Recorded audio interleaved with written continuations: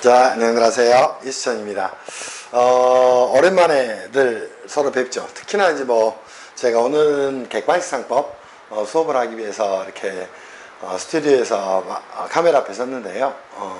객관식상법 이야기만 하는 게 아니라 간단하게 이제 공인회계사 수험생들 또 세무사 수험생들 공부하는 분들한테 공부 방법에 대한 이야기를 좀 할까 해요. 자, 오늘 수업은 객관식상법인데 이제 한번 가보도록 할게요. 자, 세법하고 그죠? 상법을 공부합니다. 물론 제가 이제 상법에서 오랫동안 수업을 좀 했었고요. 세법을 공부하고 또 세법을 가르치고 세법학을 가르친 지는 한 2년 된 것 같아요. 근데 이제 수험 시장을 제가 이제 오랫동안 있어 보고 또 나름대로 메이저 선생으로서 수업을 했는데 제가 예전부터 이제 했던 말이 있죠. 상법을 언젠가 완성을 하고 나면 세법으로 가서 대한민국 세법의 구원투수가 돼서 세법을 똑바로 좀 가르치겠다. 그래서 이제 여기에 많은 책을 썼어요. 세법학에 대한 시리즈를 그치 전부 다 써서 그치 시리즈를 써서 완성을 좀 한 상태예요. 그죠? 세법학 시리즈를 완성을 좀 했고 그죠? 그래서 이제 기본서 그치 또 그죠? 통합세법학이라는 교재 또 실전세법학 연습이라고 하는 이제 대한민국이 아마 최초일 겁니다. 그러한 실전형 문제에 대한 교재들을 출간했어요. 그 책만 4권이 되겠죠. 그리고 나서 3일에서 세법 개론에 대한 책을 썼어요. 역시 그러니까 기본적인 책만 세법에서 한 5권 정도는 집필한 것 같아요. 그죠?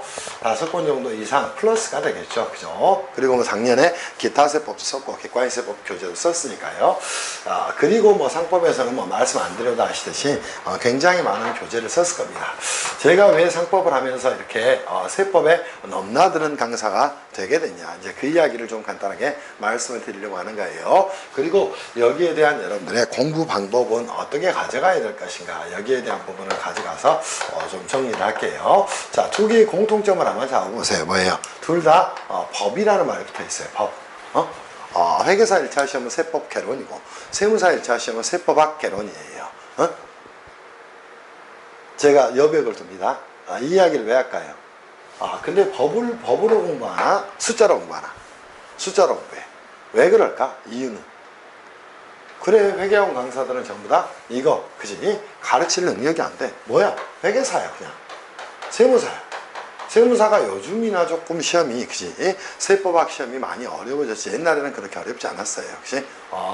그리고 세무사 시험이 2차 경쟁률이 10대 1이 된 건 한 5, 6년 정도밖에 안 돼요.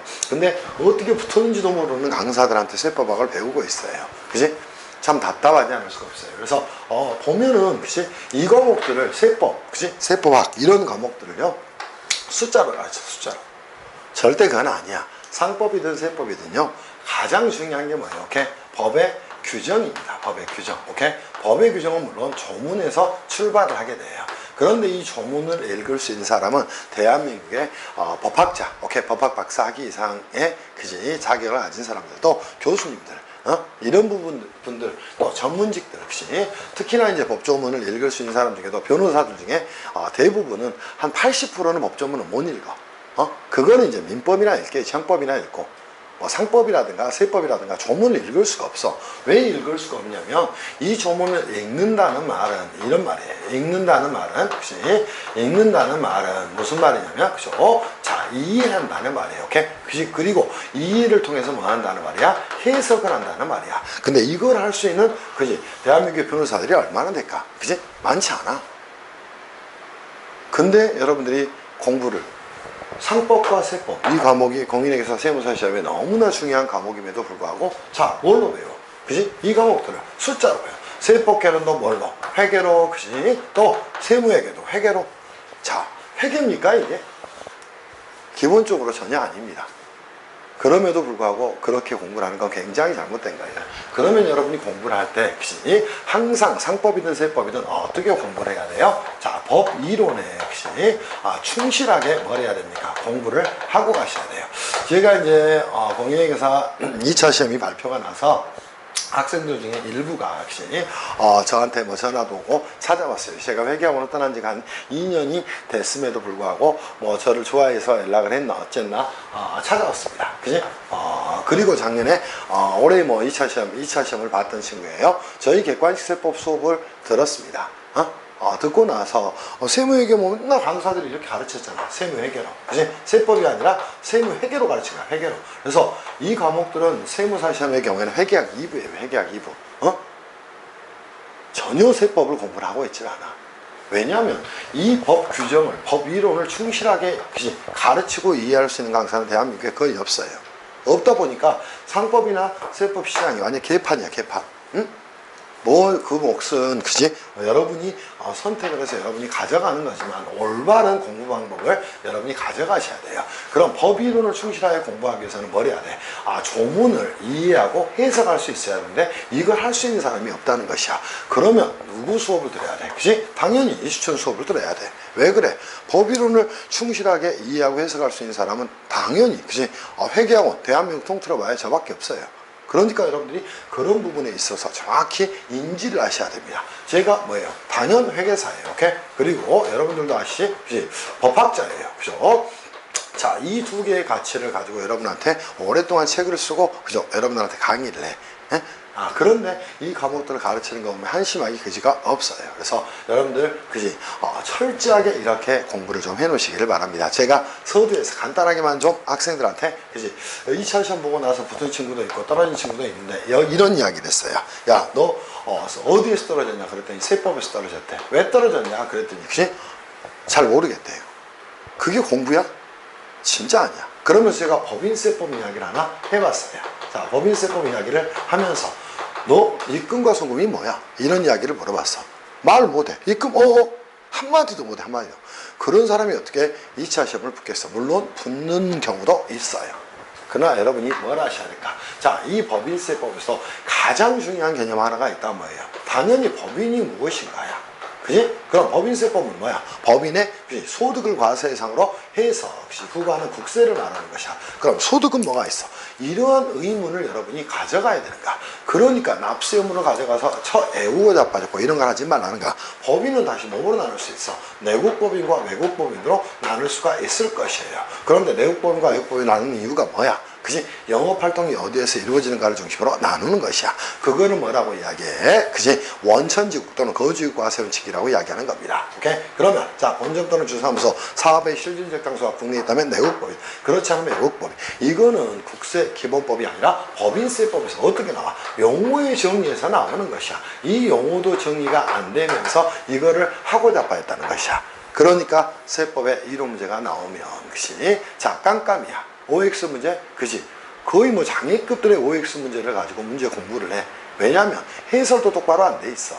좋은 책은 그치 오탈자가 많은 적은 책이 아니라 해설이 잘 되는 책이야. 그래서 그런 생각을 여러분이 하시면서 공부를 하셔야 돼. 이걸 모르는 역시 자, 두 개의 구분도 몰라. 그럼 다시 뭐로 나눌 수 있어? 영리, 비영리로 나눌 수가 있는 것이야. 됐나요? 그죠? 자, 영리 또 비영리로 나눌 수 있는 것이에요. 오케이? 그리고 나서 소득도 다시 뭐로 나눌 수 있어? 계속 사업소득이 존재한다. 걔를 뭐라고 이야기해? 각 사업연도 소득금액이라고 이야기를 하게 되는 거예요. 자, 당연히 법인은 영원 불멸의 그치 사회적 실체는 아니야. 그럼 뭘 할 수밖에 없어? 그치? 당연히 소멸해 가는 과정을 거칠 수밖에 없어. 그럼 해산이라는 절차를 거칠 것이고 해산 후에 뭐가 생겨날 수밖에 없어요? 청산소득이라는 게 생겨날 수밖에 없을 것이야. 또 하나, 자, 법인과 개인의 불형평의 문제가 생겨. 뭐 토지를 처분하게 돼. 그때 그치 토지로 인한 처분 이익이 뭐라고 이야기합니까? 처분 이익을 양도소득이라고 이야기해요. 그 양도소득에서는 개인의 경우에는 당연히 양도소득세 납세 물어지겠는데 세율 구조가 촘촘해. 근데 법인은 2억, 200억 이렇게 넓어. 그러다 보니까 뭐 법인이 주택이나 비사업용 토지를 가지고 있다가 처분하는 경우에는 굉장히 많은 세제상 혜택을 상대적으로 개인에 비해서 받게 되는 것이야. 그럼 조세 공평주의가 훼손되는 것이야. 거기에 대한 대비를 위해서 뭐를 그죠? 자, 토지 등 양도소득을 또 하나를 뭘 잡고 있다는가? 그죠? 법인의 소득으로 잡고 있다는가? 물론 조세특례 제한법으로 가서 갔지만 또 하나가 뭐가 있어? 투자상생협력을 위한 과세특례 적용을 받는 미월소득에 대한 법이 있어요. 이런 것들을 조합시킨 게 뭐가 돼? 오케이? 자, 법인세법에 뭐예요? 법인의 납세 의무자와 납세의무의 범위에 대한 내용이 될 거예요. 이런 것들은 어디서 출발해야 됩니까? 이 법인이라는 개념을 이해하는 데는 당연히 민법하고 자, 상법의 기본적인 내용을 가지고 이 법인이 무언가를 여러분이 고민하고 가셔야 한다는 것이야. 그걸 하지 않고 공부를 하면 절대 안 돼. 조금 더 가볼게요. 법인세법에 가장 중요한 2대 원칙이 있다면 전 이렇게 따진다고 이야기했어. 손익귀속식이다. 그지? 자, 또 하나가 뭐가 있다. 자산부채 평가가 존재하는 것이야. 이때도 그지? 아무 생각 없이 손익귀속시가 뒤쪽에 나와 있고 자산부채 평가도 뒤에 나와 있어. 말이 되는 거야? 안 되는 거야. 세무조정의 가장 중요한 핵심은 여기야. 여기. 오케이? 자, 기업에게는 손익귀속식이 비용 그죠? 발생지, 수익은 실현주의. 그지? 자, 수익, 비용, 대응의 원칙에 따라서 손익을 인식하는 거야. 그럼 캡 이거 정리를 했어. 캡 갖고 공부를 하고자 빠졌어. 전혀 아니야. 세법에서는 어떻게? 법인세법이라고 이야기할게요. 법인세법에서는 여기에 대한 원칙이 뭐야? 권리의무 확정주의가 되는 거야. 이 권리의무 확정주의가 뭔지도 모르고 기업회계부터 공부를 하고 있는 거야. 이거는 뭐야? 오야, 오. 잘못됐다는 거야. 이게 뭐야? 정의야. 오케이? 자산부채 평가로 기업회계는 뭘 쓰고 있어? 공정가액을 쓰고 있다는 거야. 법인세법은 뭘 쓰고 있어? 취득원가주의를 쓰고 있다는 것이야. 그치? 자, 이 원리를 여러분이 안다면 모든 게 끝나버린다는 거야. 그럼에도 불구하고 이거를 중심으로 공부를 하는 게 아니라 빠가도 아니고 여기 갖고 공부해. 여기 갖고 완전 잘못된 것이야. 이거는 그지? 최소한의 조문. 세상은 모든 것들이 조문으로 만들어져 있어요. 오케이? 규정으로 만들어져 있어요. 그 규정을 이해할 또는 글자를 읽을 수 있는 전혀 능력이 안 되는 그지? 강사들한테 수업을 듣고 또 그거를 신봉하고 그런 일 때문에 생겨나는 것이에요. 세법 상법을 공부할 때는 항상 여러분이 뭘 하셔야 되냐면 기본이 되는 내용을 가지고 하셔야 돼. 그럼 권리의무 확정주의가 뭐냐? 물어봐. 몰라. 뭐야 권리는? 법률 관계 생겨난 개념이 되는가? 그럼 채권자 입장에서는 채권이 확정된 때, 오케이? 자, 세무자 입장에서는 의무가 확정된 때를 뭐로 보겠다? 손익의 귀속 시기로 보겠다는가? 그 말을 펼쳐봐. 권리가 확정된 때를 이 의무가 확정된 때를 송금으로 보겠다. 이게 여러분이 공부를 그렇게 하고 가셔야 한다는 것이야. 자산부채 평가에서도 뭐야? 자, 기업회계, 공정가액법은 회계 추정을 필요로 해. 추정을 가지고 어떻게 국민에게 납세의무를 지워? 이거는 말이 안 되는 것이야. 그러니까 뭐 한다는가? 취득원가주의 원형을 유지하겠다는 것이야. 다만 여기에 유일한 예외가 되는 게 평가증언, 보호법이나 기타 법률에 의한 평가증하고 또 재고예산, 또 고정자산, 또 주식 발행법인 등이 파산 등이 난 경우에 결산정을 전제로 한다. 예외적 송금 인정을 하고 있다. 이렇게 여러분이 공부하셔야 돼. 그게 규정의 내용이야. 규정. 오케이? 그지? 항상 그래서 그렇게 공부하는 습관을 들이기를 바랍니다. 이게 어디에서 나올까요? 법이론에 충실한 공부방법이 되는 거예요. 그리고 여러분은 현재 조문을 읽을 수 없어요. 그럼에도 불구하고 상법의 초시생들이 조문의 글자 따고 외워요. 그지? 그거는 악수에 악수를 두는 거예요. 그렇게 공부를 하지 마시고요. 상법전은 언제 본다? 11월, 12월 정도에 다 하고 나서 보는 거예요. 그 말이 무슨 말인지도 모르고 공부를 하는 건 절대 아닙니다. 그래서 상법도 마찬가지입니다. 제가 상법에 대해서 설명을 간단하게 해본다면 이렇게 하면 여러분이 조문을 외워요. 자, 169조입니다. 상법에.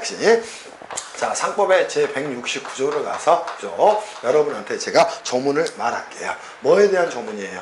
회사의 개념에 대한 조문이에요. 회사의 의의에 대한 조문입니다. 자, 회사란 무엇일까? 한번 봅시다. 자, 상행위. 자, 뭐다? 그 밖에 영리를 목적으로. 영리를 목적으로. 자, 설립한 자, 법인을 말한다. 이렇게 이야기를 하게 돼. 자, 글자는 읽었어. 상행위 그 밖에 영리, 법인. 읽었어. 근데 상행위가 뭔지를 몰라. 미쳐버리는 거야. 이거는 뭘 말하는가? 상법 제46조에 22가지 영리행위를 말하는 것이야. 그럼 얘는 뭐가 돼? 기본적 상행위가 되는 것이야. 이걸 영업을 하면 뭐가 돼? 당연히 당연상행이 되는데 회사로 전환시키면 상사회사가 되는 것이야. 그 밖의 영리를 목적으로 설립한 법인이 존재를 하게 돼. 얘를 뭐라고 이야기해? 상법 46조에 22가지 영리행위 외에 그 밖의 영리행위라고 이야기하고 준상행위라고 이야기를 하는 거야. 이거를 목적으로 설립한 법인을 뭐라고 이야기해? 민사회사라고 회사라고 이야기를 하게 되는 것이야. 아, 그럼 169조에서 회사라고 이야기를 했으니까 역시 이 회사는 뭐 또 상사회사도 민사회사도 모두가 뭐가 되구나, 역시 포함이 되구나, 이러한 논리적 결론이 생겨나는가. 그리고 두 번째 개념 요소가 뭐 있어? 법인이 있어. 이 법인이 뭔지도 모르고 법인세법을 어떻게 이야기할 것이야. 오케이? 공부를 그런 식으로 해서는 안 된다는 거예요. 무슨 말씀인지 이해할 수 있기를 바랍니다. 그러면 역시 조문을 딸딸딸 1000개를 외워보세요. 물론 상법 조문이 어음수표법까지 하면 1000개는 될 거예요. 그걸 외워봐요. 아무리 1000개를. 그래봐야 문제 60점을 절대 못 넘어가. 50점도 맞으면 60점도 맞으면 잘하는 거야. 운이 좋은 거야, 운이. 그지? 왜? 그 조문만 외우지 않고 또 기출문제 답을 외웠거든. 그렇게 어리석게 공부하는 게 절대 아니라는 거예요. 항상 본 규정에 충실한 공부를 하시고 이거를 좋은 선생님을 통해서 이해하고 해석할 수 있는 마인드를 가져야 되는가. 그거를 뭐라 그래? 상법과 세법의 공부 방법에서 가장 중요한 건 뭐다. 그죠? 자, 리걸. 그죠? 자, 뭐가 됩니까? 마인드가 되는 거예요. 그래서 항상 법에 대한 마인드를 여러분이 형성을 시키는데, 그지? 노력을 하셔야 되고, 그 부분이 부족하다면 그 부분을 채우는데 노력을 하셔야 돼. 저희 그죠? 수업은 항상 그렇게 진행을 할 거예요. 제 머릿속에는 그죠? 15년치 상법에 대한 공인회계사 세무사 기출문제가 다 들어있어요. 그리고 조문 1000여 개에 대한 내용이 다 들어있어요. 그러나 저는 절대 학생들한테 조문을 암기하라고 하지 않아요. 이유는 조문을 암기해봐야 당사자 관계를 모르면 전혀 의미가 없는 것이야. 무슨 말씀인지 이해할 수 있겠지. 그래서 상법과 세법을 공부할 때는 항상 법 규정에 충실한, 그지? 법 이론에 충실한 공부를 좀 하셨으면 좋겠다. 이 정도로 여러분한테 그지? 간단한 오리엔테이션을 할 것이에요. 여기까지는 유튜브를 통해서 영상을 좀 올려드리겠습니다. 오케이? 자, 그죠? 그렇게 하겠습니다. 그지?